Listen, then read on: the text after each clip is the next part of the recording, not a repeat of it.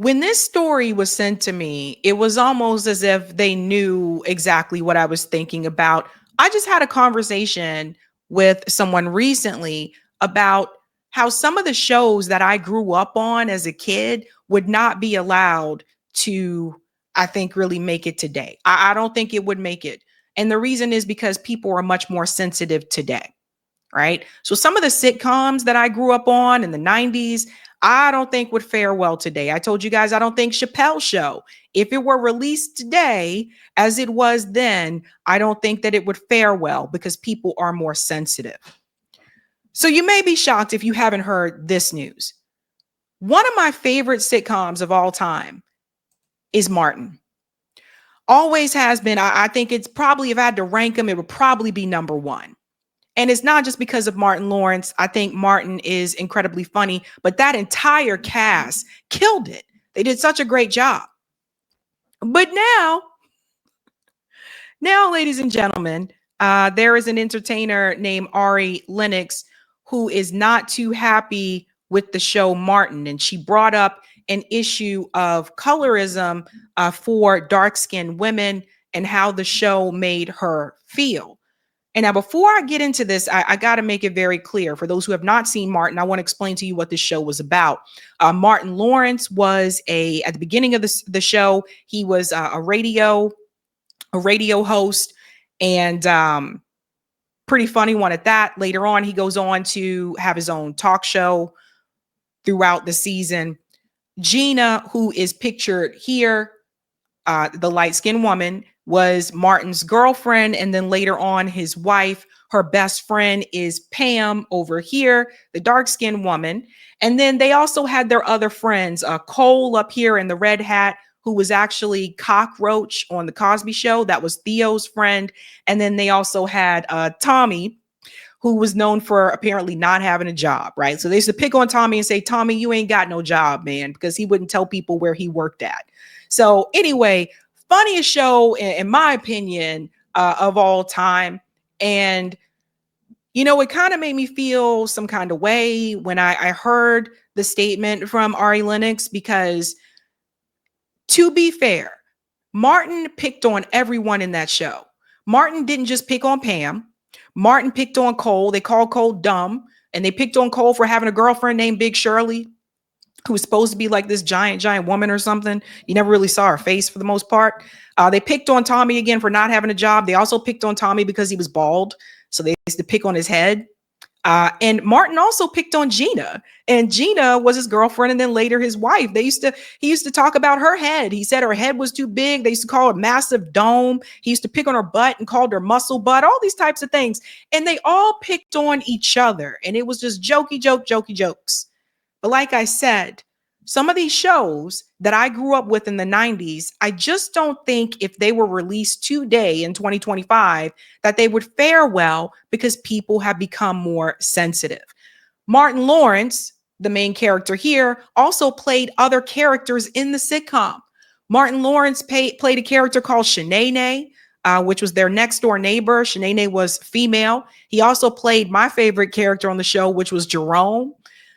Who's supposed to be kind of like pimp type guy who still dresses like he's in the 70s, even though it's not the 70s. And he used to come on and say, Jerome's in the house. I said, Jerome's in the house. Watch mouth. Jerome was my favorite. He also played a little kid who always had a runny nose named Roscoe. So there were different characters Martin Lawrence played throughout the show. And I just thought it was hilarious and phenomenal. But now, when I say people be killing the vibes, now there is a entertainer, Ari Lennox. She made a statement about the jokes that Martin Lawrence made about Pam, the character that was Gina's friend, made her feel a certain way about herself as a dark-skinned woman. I want you to hear what Ari Lennox said here. American singer Ari Lennox speaks out saying Martin's jokes about Pam's looks still hit a nerve. All right, let's hear what she had to say. The thing that pissed me off about Martin was how much he would go on Pam.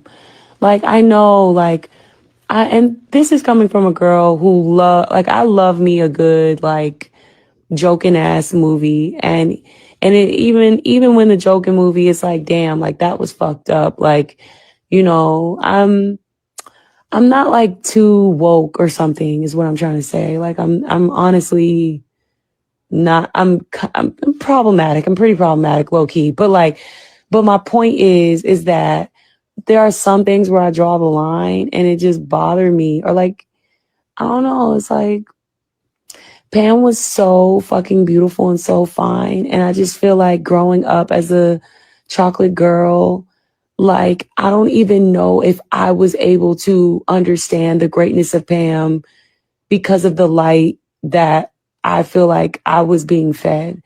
You know what I'm saying? Like, Let me pause here for a second. First of all, I think Ari is also very beautiful, but I just got to say this, again, like I said, maybe I'm biased, is my favorite sitcom. But you cannot rely on actors, shows, movies, or anyone else to make you feel good about who you are. You can't rely on that. Now, we'll get into the colorism aspect as well, because there is something to be said there. But at the end of the day, I never watched that show and had that feeling. I do not remember, and I've started watching Martin all over again because it's now on Netflix. So I'm revisiting this all over again. I do not remember Martin making jokes about Pam's complexion. I do remember him calling her Beady Bead, like because of her hair. I remember him saying, "You can get your hooves," and stuff like that. Like I remember the jokes, and Pam cracked jokes on Martin too, called him Shorty Shorts or whatever, or about his height and all that kind of stuff. They used to pick on Martin because of his ears, like that type of thing. But I never saw Martin make jokes about her complexion. And I just have to say this, especially for the younger women, if you're watching, you cannot rely on, especially the entertainment industry, you can't rely on anyone else to make you feel good about yourself. You just can't. And this is something, my parents explained to me when I was younger. The jokes that I got, I was picked on when I was in school. I told you guys I was bullied and picked on and all that kind of stuff. When it came to like colorism, you know, people would call me like things in school like darky and all that kind of stuff. Like those of us like the darker skinned girls, like we used to get picked on and we went through all that. But that didn't start with Martin. Like those things happen at school, those things happened before the show even existed. And what my parents always told me is that you have to feel good about yourself. You can't rely on anyone else to make you feel good about yourself. And this is very important. And I think women really need to hear this because it reminds me of the women that feel like, and especially some of the teenagers too, that feel like they don't feel good about themselves unless they're in a relationship. And I knew people like that. Well, the problem is you're not always guaranteed to be in a relationship. Like it's up to you to feel good about yourself. And you can't look for that validation from anyone else, from your friends, from your boyfriend, from Martin, from especially from Hollywood. You can't look to that. Let me let her finish here. of just like always going on Pam, always like that's all I remember. And I didn't like that. But like, so I feel conflicted because while I feel like this show is incredible and I feel like Martin is a legendary show and all of the actors and Tommy and like everybody, like legendary, amazing. Like I adore them all. Like you have no idea. And I adore Martin. Like I adore him. It just would piss me off. Like the joking on Pam. I just didn't like that, like I'll always kind of feel a way about that. Like, So I never got that feeling. And I don't know, maybe it's just me. I wasn't. And when Martin came out, I was a kid too, but I just like her. But I never got that feeling from watching that show. I felt I loved watching that show. I thought it was hilarious. And so people are making a big deal about this. Now, before we get to what Tashina Arnold said about the industry in particular, I think it's important to make everybody understand the relationship of the cast prior to the show. Tashina Arnold and Tisha Campbell were already friends in real life before they were cast on Martin's show. right? So they were friends before Little Shop of Horrors. Like they were in Little Shop of Horrors. People forget this, but they go all the way back. They've been friends for a long time. And this is an interview here. I want you guys to see what they said here about being chosen to be a part of the show. People have to understand how competitive the industry was during that time. Like there was no social media. All these people that you see around right now, like there was no Instagram, there was no Facebook. There was no such thing as these online influencers. That wasn't a thing. Like they had to do it the nitty gritty hard way to get into the entertainment industry. So listen to what they said here. Never. Not on Martin. Martin, we came to work and laughed every day. Like if you watch the show, you'll hear us laughing at each other's scenes, even if the question was, What? did they have to calm us down? Well, no, not really. You know what? I would say this about Tashina and I. We are the most professional people you could ever want to work with. Right now, we had a lot of fun with you because we knew we could, but we are very professional. We come to work. We take what we do very seriously. And it was, we come from a very old school way of working. My grandmother used to tell me, you have to be extraordinary in order to be considered average. So that means you got to be extraordinary. And so we always came with our A game because back in the day, I mean, we were competing against some fierce women like Regina King, Vivica Fox. Yeah, who else did we go? Even for Little Shop of Horrors. Oh my gosh. Frank Oz, he auditioned women around the world. He auditioned every including age group, London. every color, every creed. And I asked him, I was like, well, how did you get back to us? He said, because you girls bought something that nobody else bought. I think it was because we knew each other. We already had, we were synonymous. We were singing together. I knew Michelle Weeks. We went to school together. Tisha and I had already known each other. Our chemistry was crazy. So it was about the chemistry, and everything is always about chemistry, especially when you're working. Yeah. So I wanted people to hear that because again, like they already had a prior relationship, but the whole point there that Tisha Campbell made about they had to be better than the best. Like they had to be, you couldn't have like mistakes. You couldn't have the flaws. They had to be better than better. And like I said, it was a lot harder back then. You didn't have reality TV. Things were just so much different. Like your way into the entertainment industry was the old school way where you had to go to these auditions and audition and you had to be the best of the best, right? So to get those parts. Another thing I want to mention as well, people have to realize that there were fewer roles in particular for Black women. So, it's not like there were all of these scripts where the roles were written specifically for a Black female character. So you're not just auditioning for a show like Martin, you're also auditioning for shows where they're like, oh, we just leave it open-ended as to who the character could be. A little fun fact here, I don't know if everybody knows this, but if you watch the show Saved by the Bell, how many of you knew that Lisa Turtle's character was supposed to be a young Jewish girl? That wasn't written for Lark voice.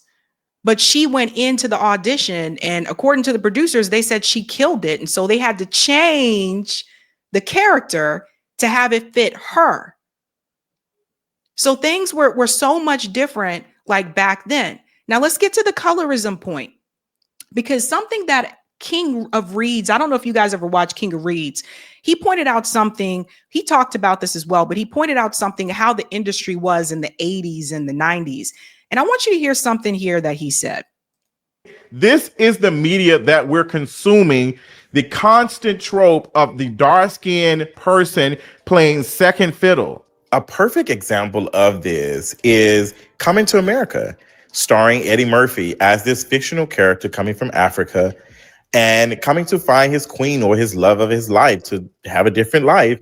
And who does he fall in love with? He falls in love with this light-skinned woman who is the daughter of the manager of the job he's working at.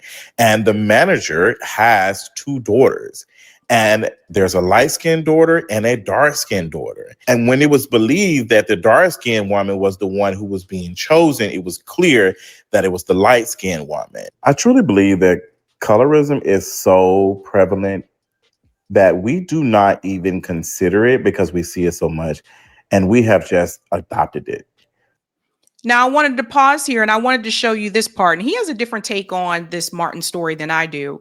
But this is something that was very common at the time. Like people, for the younger people, you may not know. But during the 80s and particularly the early, especially the early 90s, like during the 90s, it was more common that if there were a Black couple, the lighter skinned girl tended to be the romantic interest, right? Not the dark skinned woman. That was more common back then. See, some people don't want to bring this up, but I would say to this, a lot of people who are Gen X and boomers, you know what I'm talking about. Like, you don't see it as much today. Like today, I do feel like the standard of beauty has evolved over time. I told you when I was growing up, like there was only one Black Barbie doll when I was a kid, and her name was Christy. That changed over the years. I told you when I was growing up, it was rare that I saw like Black women on the cover of the magazine back when models were on the cover of magazines. And then came Naomi Campbell and then came Tyra Banks, and things started to change over time. But in the 80s and in the 90s, that was more common. There was a movie by Spike Lee called School Days where he addressed the colorism issue. So that was happening back then. A lot of people are like, oh, I don't remember. No, that was happening back then, where the standard of beauty, in particular for the Black community and in the entertainment industry, was the lighter skinned woman. Now, a lot of that is on Hollywood. And you have to ask yourself, we can't point our fingers at Eddie Murphy, even when it comes to Coming to America. Who produced that film? What studio made the film? Who wrote the script? This is what I mean by going after the very power structures that exist and not the people who are just a part of the symptom of or a part of the system, right? So people who are pointing their fingers at Martin, and people are, since this statement came out from Ari, I'm like, you guys getting mad at Martin. Did Martin own the studio? But we don't want to go there though. Wink, wink. These are the kind of things we really need to get into. We need to talk about. Yes, colorism is a thing, but it's not just a thing within the Black community. Colorism is global. It comes from colonialism. If you go to other countries, you'll see this as well. There's colorism issue in India. There's colorism issue in Thailand. There's colorism issue in Korea. Yes, it's true. It exists. Why do you guys think, and my dad was the first one that brought this to my attention, why do you think if you go to some of these countries, why do they have like aisles of skin bleaching cream? Why is it that if you look at a lot of the movies, particularly the Bollywood movies, notice, I mean, if you didn't know anything about India, you would assume watching those Bollywood movies that everybody in India looks like that. No, those are the lighter skin, the lighter complexion people that they have in the movies. So it is a global thing and it comes from colorism. But I think we need to point fingers at where they really do. Like everybody getting mad at Martin Lawrence, instead of pointing at Martin Lawrence, why don't people start pointing at the producers, the people who write the scripts, the people who own the studios? You have to remember, again, at that point in time, for Black actors, there wasn't much control. Like you were very much a part of that system. You were auditioning just like everybody else. But the fact that Tisha Campbell and Tashina Arnold in particular, they already had a friendship with each other, like they were besties. Little Shop of Horrors, come on, they go way, way back. And I just felt like that statement from Ari Lennox, it was just kind of like, bruh, why are you trying to stir up stuff where there doesn't need to be anything? Yeah, we know that colorism is a problem, but you can't just sit up here and just point the way that Martin would rag on Pam. It made me feel a certain type of way, but you have to like yourself for you. You can't look to other people to make you feel good about yourself. And I'll tell you this, there's a number of times in my life in particular where I've been in situations where people have said things to me, or people have called me, you're ugly, you're too dark, and da-da-da. And you see me on this show right now. Remember, I have a ring light in front of me. For those of you who have met me in person, they will tell you I'm a little bit darker than I am without this ring light, right?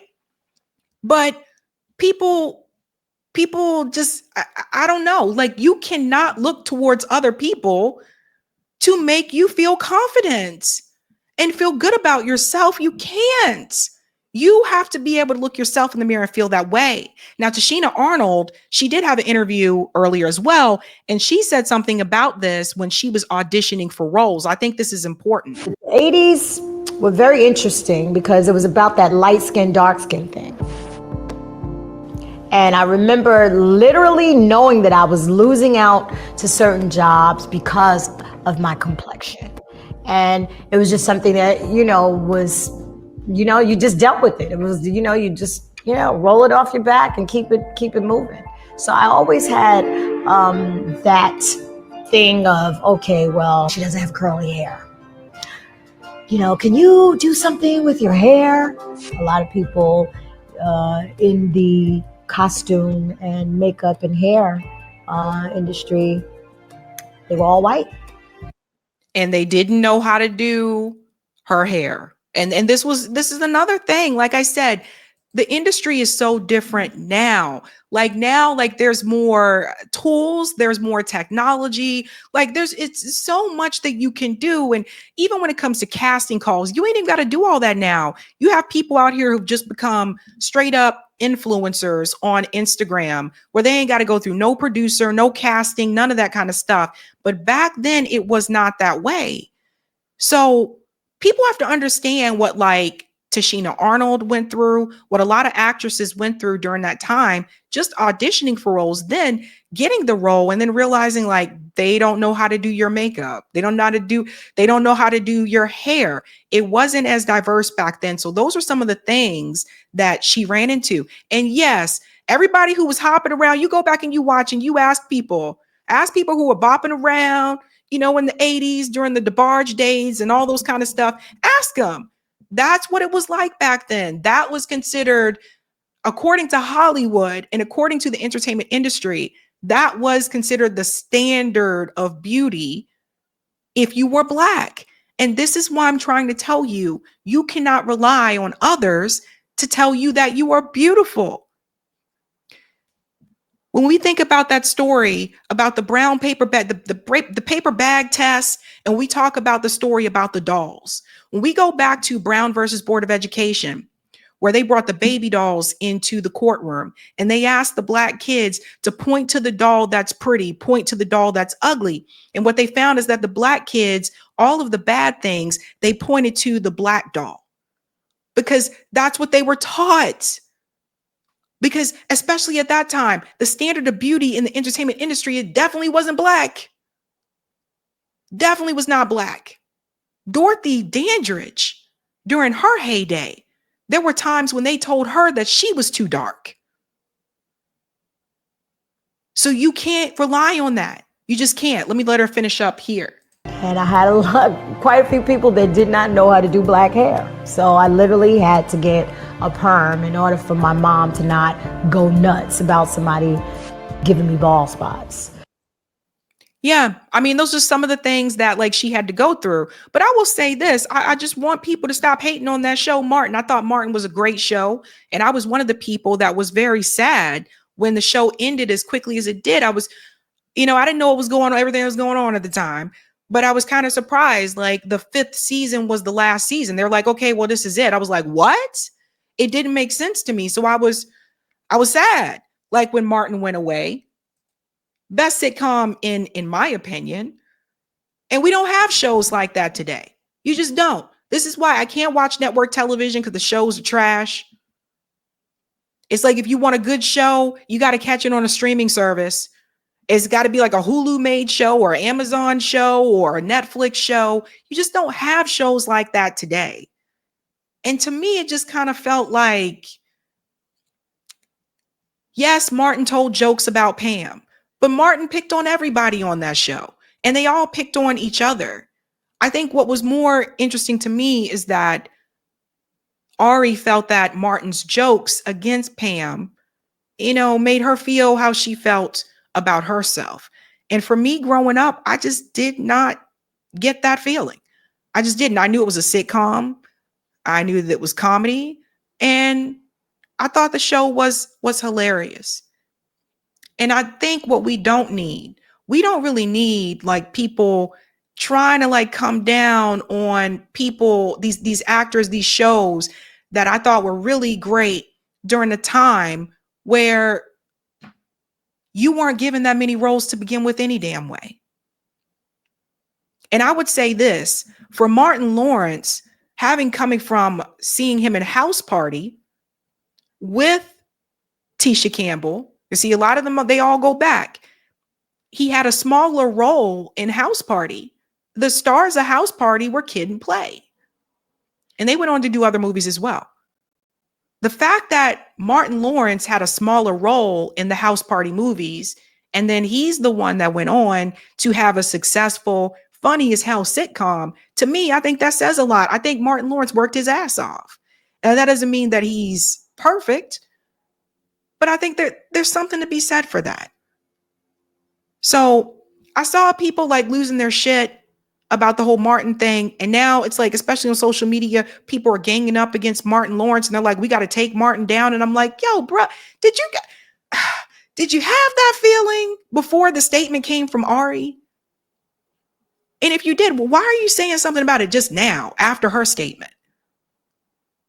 So I applaud the show. I like the show. And I just think that, I don't know, like when I say you may be shocked, I feel like there are other things that you can be upset about. There are other people that you can point to, you know? So maybe instead of Ari saying, you know, the way that Martin came down on Pam, and that's why I say, I don't see you attacking these producers. I don't see you attacking the people who own the studios. I don't see you attacking the people that write the scripts. Come on now. If you're going to go after this, go after the power structure that exists. Hey guys, this was a Sabby clip. If you like what you saw, hit that like button and subscribe.